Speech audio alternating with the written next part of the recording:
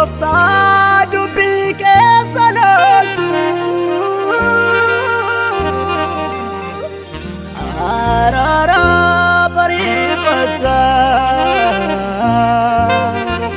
dheekkamsaaf suuta jettaa Gooftaa nu faraarami araara bariifata dheekkamsaaf suuta jettaa Yesuus nu faraarami nu faraarami nu faraarami.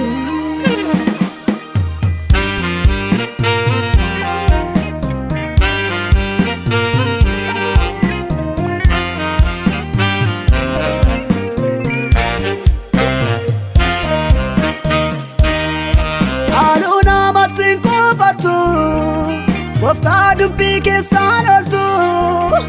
araara bariifata dheekkamsaaf suuta jettaa Gooftaa nu faraarami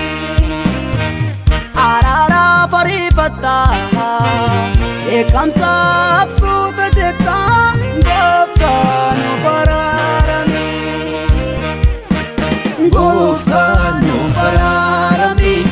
Gooftaa nu faraarami Yesuus nu faraarami Yesuus nu faraarami.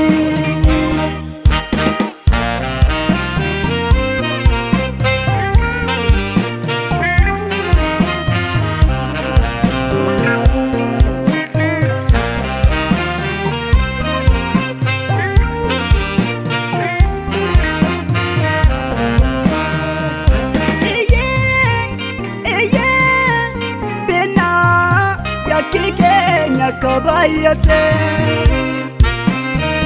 nunungatiin nunnisin baay'ina cubbuu keenya lakkoofte si malee waaqa biraan qabnu waammanne rakkootiin kan ollu si malee abdii biraan qabnu abdanne kan itti baqannu si malee waaqa biraan qabnu waammanne rakkootiin kan ollu si malee abdii biraan qabnu abdanne kan itti baqannu.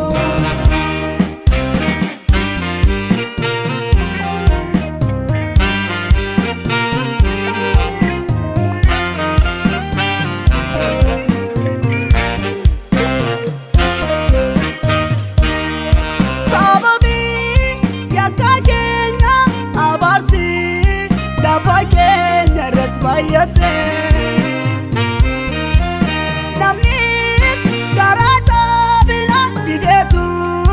du'atti dabarsi wallaate Yesuus yaa baraara atumti garaa nu balladhu ulee dheekkamsa kee lafa keenya irraa fudhu Yesuus yaa baraara atumti garaa nu balladhu ulee dheekkamsa kee lafa keenya irraa fudhu.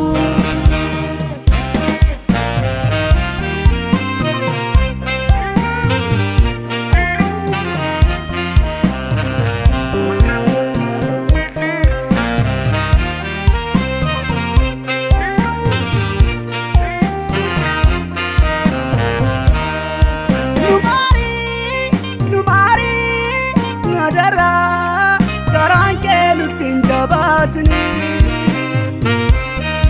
nu fayyisi dhukkuba cubbuu keenya hundumaatti gaarummaa hojjennee hin qabnu Gooftaa koo kan nu lakkooftu Yesuus araara siin jenna araarri kee nuuf baay'atu gaarummaa hojjennee hin qabnu Gooftaa koo kan nu lakkooftu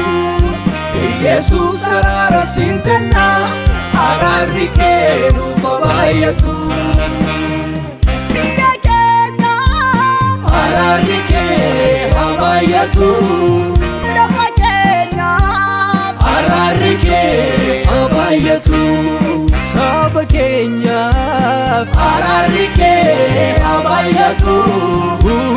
keenyaaf araarri kee abaayatu xiqqaa keenyaaf araarri kee abaayatu lammii keenyaaf araarri kee abaayatu araarri kee nuuf abaayatu araarri kee nuuf abaayatu araarri kee nuuf abaayatu Yesuus araarri kee nuuf abaayatu